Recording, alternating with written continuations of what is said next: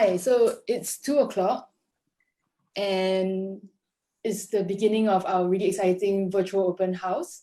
So for some context, the reason why we are conducting this open virtual event is that usually on Fridays, the Audacity community gets together at the Jurong Innovation District, and we invite like-minded individuals or people who are just like interested in what we do to interact with the community and also find out more about what we are working on.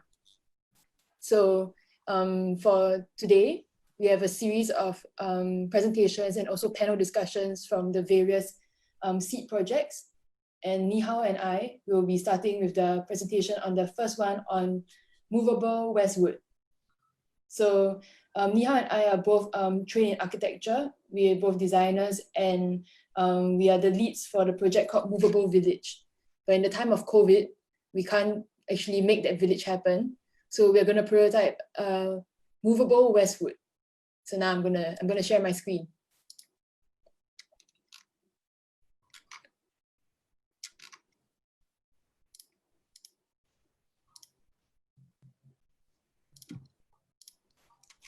So Movable Westwood is a derivative of Movable Village.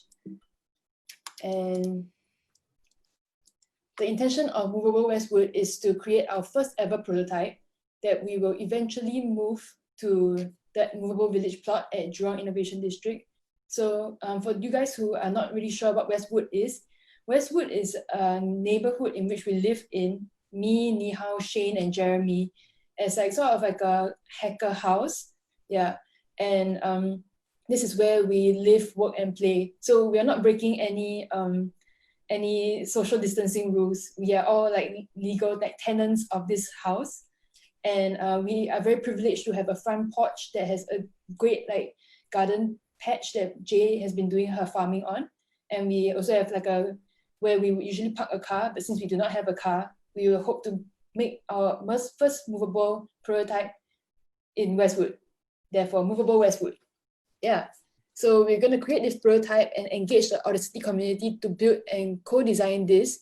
And we'll, at the same time as the facilitators of this exercise, observe how other people hack and DIY. So maybe if somebody, like if Jaden was to be one of the participants in this design, she might have certain ideas on how to do it. But maybe if like Colin had an idea, then he could also do it, and we would be observing how they carry out this DIY exercise. So the few parameters of the design is that the unit must be deployable, deconstructable, reassemblable, movable, and in the way that it engages with its inhabitant, it must also prioritize autonomy, and it should evolve with time, as in the way that it is designed as a prototype.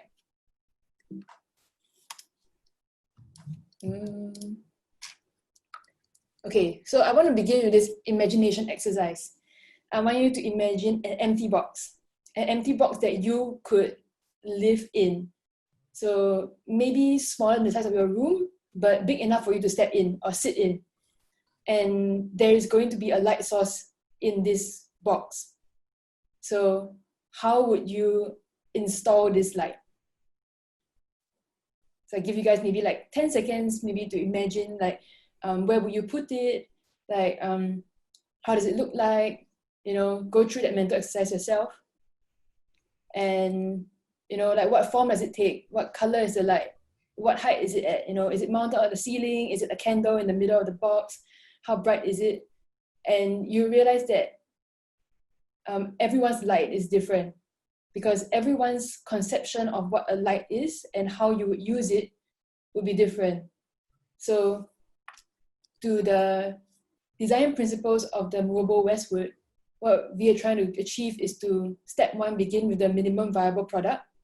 So what is the minimum amount of infrastructure that allows other people to, in this case, for you guys to install your light? So in that case, I provided you guys with a box. I said, this is a box, put in your light. And then you guys went through the whole mental exercise of creating that. And similarly in Movable Westwood, if we can create the minimum viable product such that you guys can plug and play in step two, to design and to imagine whatever modules you want to put in this unit. Then in step 3, the module will grow and evolve as the inhabitants trial their designs. Yeah. So in that sense, as designers of the first prototype, we want to get like ideas and inputs from the Audacity community, and for you guys to have your hand at DIY and creating something that you can call your own. So now we're running through the design of it. We're going to use a very simple scaffolding kind of infrastructure because firstly, in light of COVID, we're trying to minimize customization of, or rather customized purchases, but looking at standard objects that we can purchase and repurpose for the use of our project. So it starts off with determining whether we want a static foot mount or a caster wheel mount that we can use on this unit, followed by scaffolding posts. So based on the recommended dimensions between the posts, it is between 1.6 to 1.8 meters. And from there, we'll be using clamps and beams to brace the entire structure. And we can also add diagonal and cross braces. On top of that, we'll have a U-head jack to end the post so that we can mount a roof. Wait, sorry. Yeah, and here we have the roof joist and the roof decking. So for some of you guys who have visited our JID plot, we have the mock.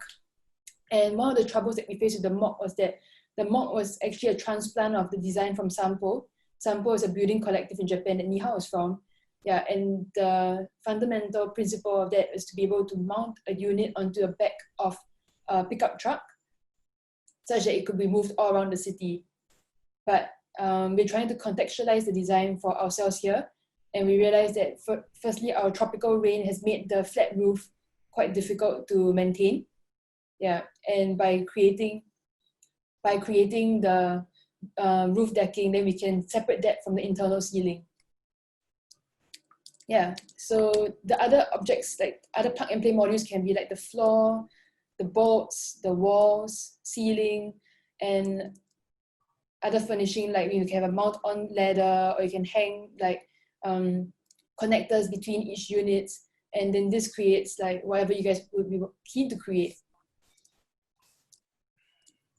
So bringing it back to the steps for the iterative principles that Nihal and I came up with is to have the minimum viable product, which in this case is the scaffold that we can purchase or rent from a contractor readily available.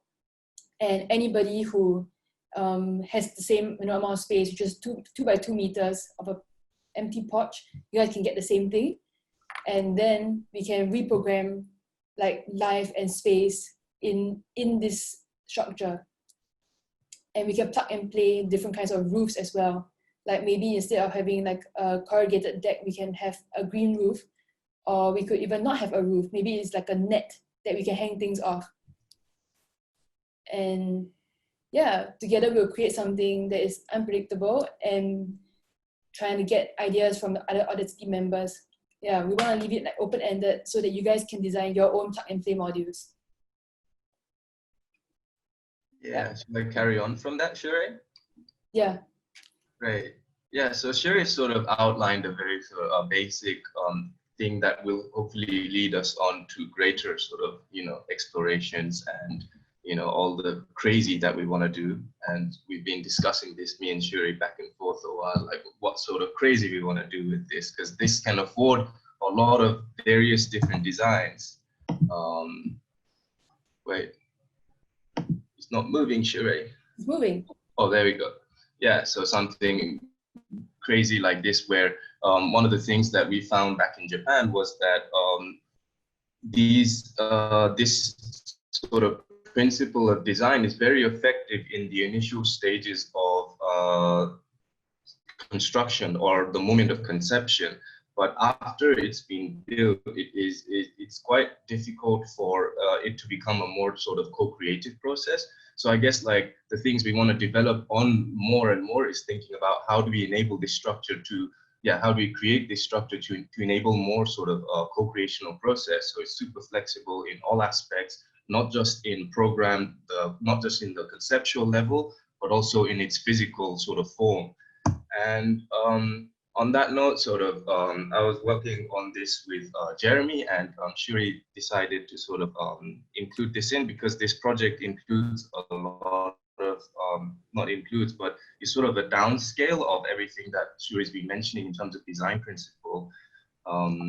So this is a booth, and yeah, so it's sort of thinking about how through the design of a booth, we can sort of, it's based on the similar principles of, enabling co-creation and using that as a generative tool for design.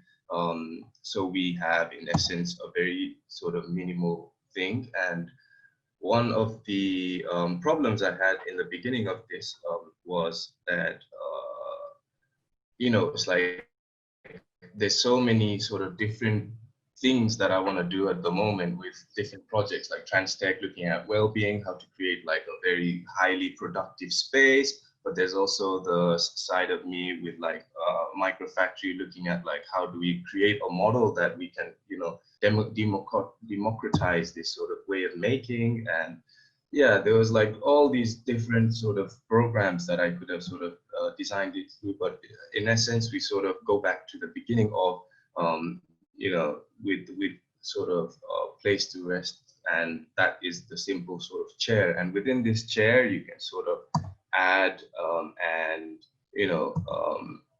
oh shit. So with the chair, it's sort of it's based off of a design of a very sort of simple structure from Riedfeld's very like old Bauhaus sort of design, and then this becomes the minimum viable sort of structure that enables for the things, so everything else can sort of grow out from this chair. So the sort of project's based on this premise that we're all sort of designers, in the sense that all of us deliberately design our lives, our rooms and the way we do things. And in essence, the intention of it is to sort of inject play and joy into making the interaction with our everyday spaces and objects more fun, exploratory, and meaningful. So like I said, it begins off with the chair. And in essence, it could take on a form of something quite minimal in sort of enclosed the way that we enclose it, or it could take on a much more funky form where each sort of part of the structure affords and is a signifier to help the people sort of explore. And I need to go back, yeah, to sort of be. It sort of encourages the people to actually play and explore with how they would sort of create this atmosphere within the sitting space itself, so within this booth.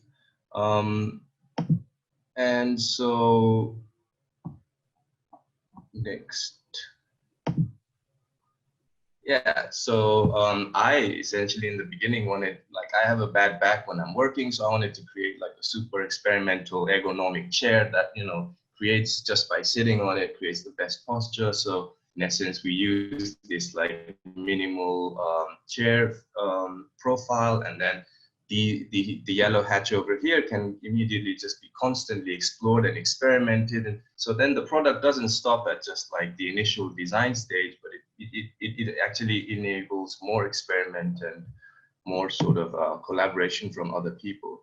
And then this sort of the side profile here, the reason that it's actually funky at the top is, it creates, it breaks a sort of convention of having like a flat roof above you, and the curvature of a curved surface at the top is actually very well known to have like sort of, to encourage sort of well-being by the way that the light sort of bounces on it or things. And in essence, there are also like perforations on the side object that can allow for light to come through, or it can be used as a structure, but ideally it can also allow for sort of this sound sort of elements to be injected within.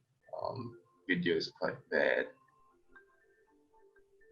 And so in essence, you imagine like you can sort of create these hacks and these completely experimental design things that are exploring different aspects of whether it's sound, light, touch, or whatever, and sort of dress up this booth as you go and explore. And once you sit on it, see how that feels, and then you can constantly reiterate and revise until you get something. Yeah, it's really interesting. So yeah, we also have like a flat top where we could sort of play with light or with space, distorting space. And at the roof, you can either sort of close it with a flat surface, or you can sort of create, it's got an open grid, so you can modularize it to become a planter. So I guess like this project really came about as a solution for me when in the beginning I was really struggling to figure out the program, and then it became more about not sort of creating a product that is the end sort of goal of the product itself, but more in essence becomes an enabler for further sort of experiments and further things without losing anything. So there is like the evolution aspect of it that grows with time, and then there's the physical part which can in itself, be minimal and create character within the space.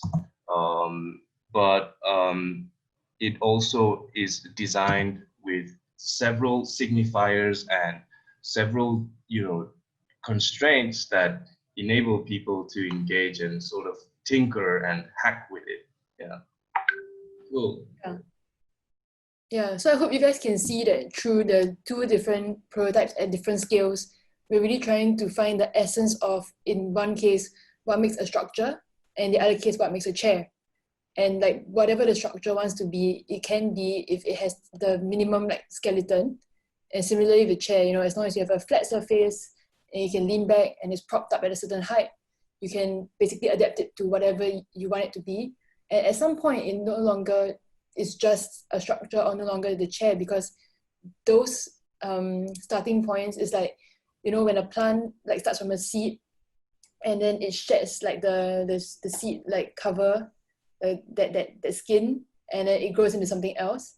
I think that's what we're really trying to achieve in these prototypes. So yeah.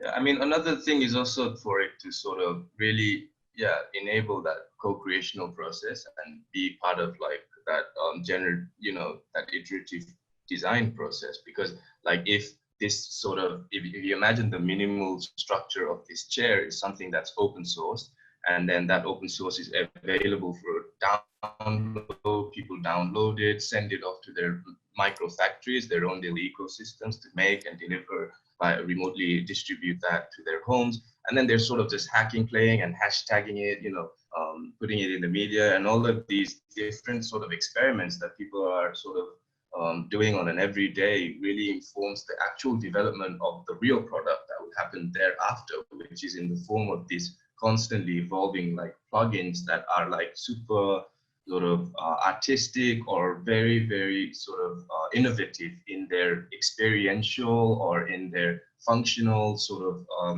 aspects. So in essence, it's about designing just a housing that enables this sort of constant, Yeah. Okay. I think that's it for our presentation, and I would really like to know like what you guys think about it. Yeah, do we have any questions or any thoughts?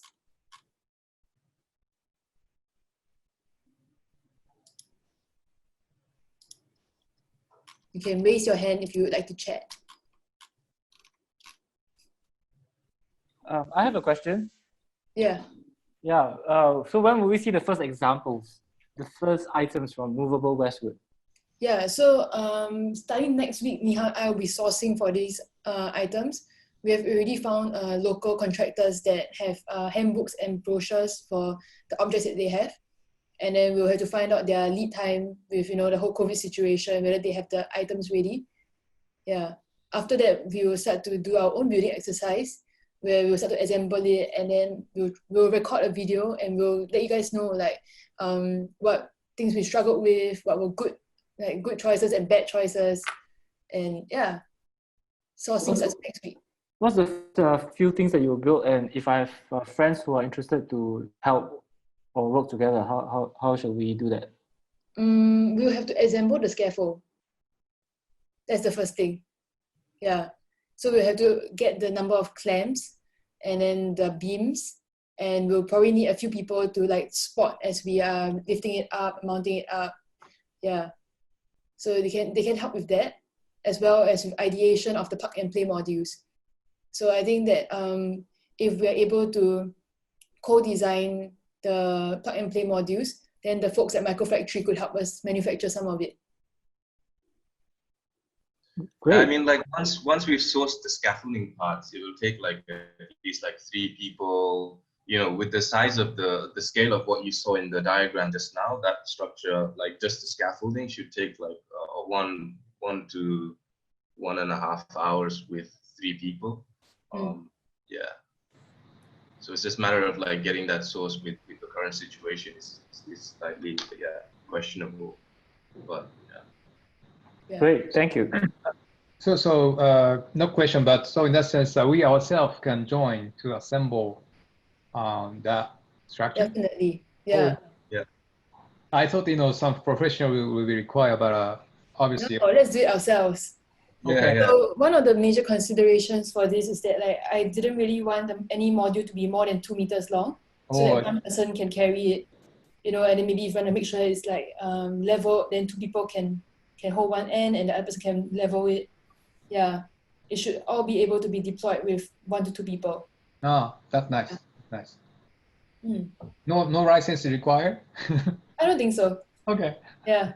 No, each of the parts are certified and they have a guideline of like a minimal sort of span that they can do. So as long as those have been met, it's like fine. Yeah. Okay. Yeah. Because in Japan we use this a lot. Yeah. Yeah. Right. Traditionally, how these scaffolding units work is that you take one unit and then you can stack on top and multiply. It's a modular structure, so you can just buy like one module. Oh, I see. And then how high can be? I don't know. Right now we're keeping it to 2 meters, but I think that actually it should be up to 1.6. So I'm hoping with the U-jack that it can go a little bit taller so that we have enough headspace for someone inside. I see. Is it possible 2 stories or 3 stories and at the end? Yes, in theory it should be possible. Yeah, no, it is. Yeah. Because if you look at like normal scaffolding structures, these are going up like, skyscrapers, right? Yeah, right. So it's just a matter of like which parts that we specify to, as part of this, I think it's all about getting the right joint when the 2 posts meet, and then also having diagonal braces between each module. Yeah. And it's really cool that because they use it for, like you said, assembling skyscrapers, right? So they actually have staircases outside in the scaffolding. So there are a lot of modules that have already been designed for the scaffold. And we can repurpose that and hack it and change it to whatever we want. I see. Thank you. Okay, thank you.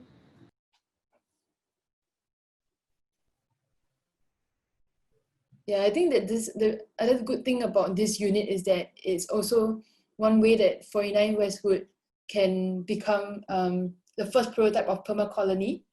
So permacolony is another project that we are just ideating on becoming 100% sustainable by 2025. So we grow and forage and create everything that we need within our own community. And seeing that in Westwood, we have a small garden plot that is extremely productive, really fruitful. We've been harvesting spinach. We have a pumpkin plant that is taking over the plot. We have sweet potatoes. We have like herbs that like we could also start to monitor our energy usage within the house, our food consumption within the house, and also whether we can use this structure to create, for example, a self-watering planter that is mounted within the structure to increase our productivity. So how do we best use this infrastructure to attain that 100% sustainability and self-sufficiency within the house?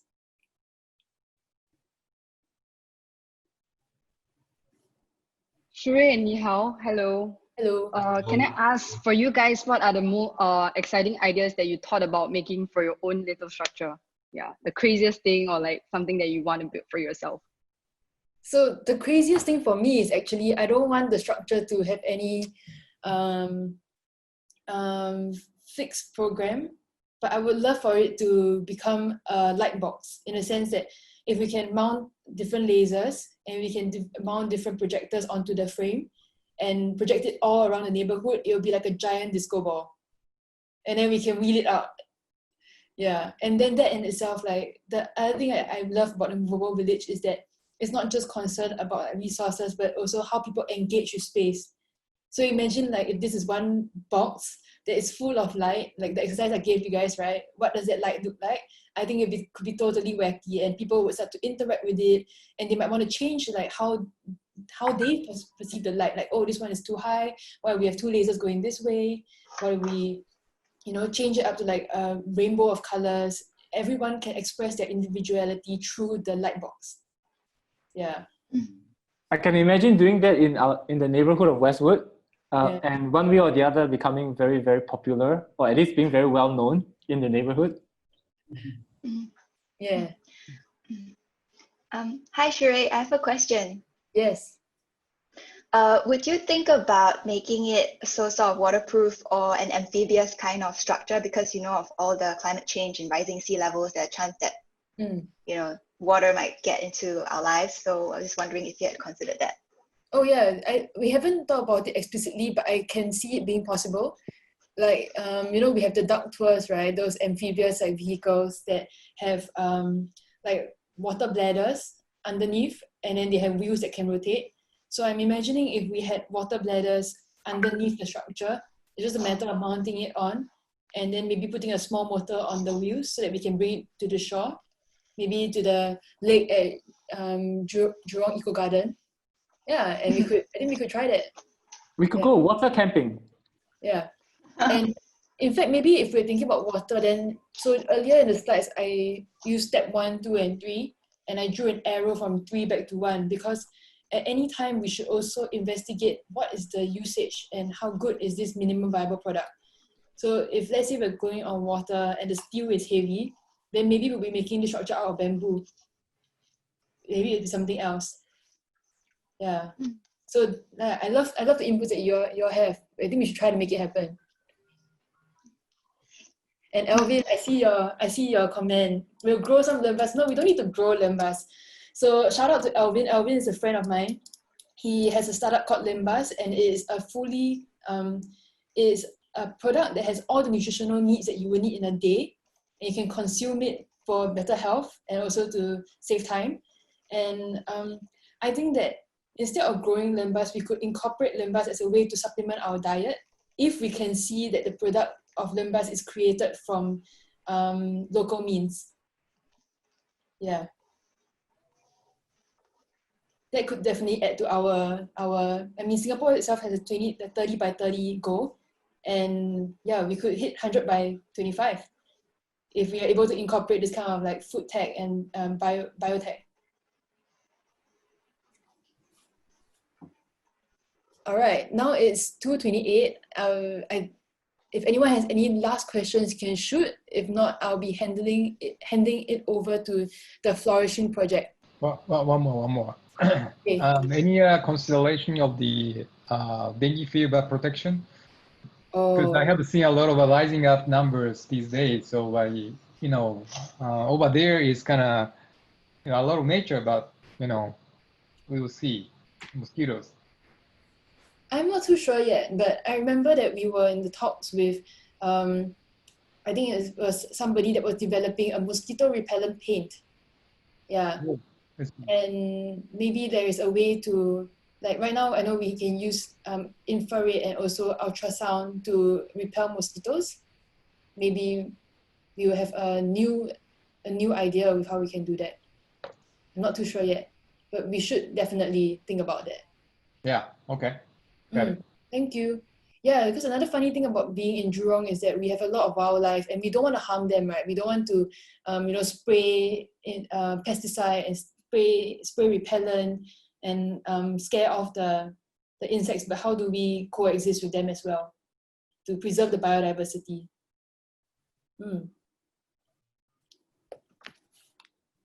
Yeah. So up next we have the Flourishing Project. Flourishing Project, they have invited a special guest from Deloitte Center for the Age to talk about unlocking human potential and building resiliency for change during these trying times. So I'll hand it over to Jen and the guest. Thanks, everyone.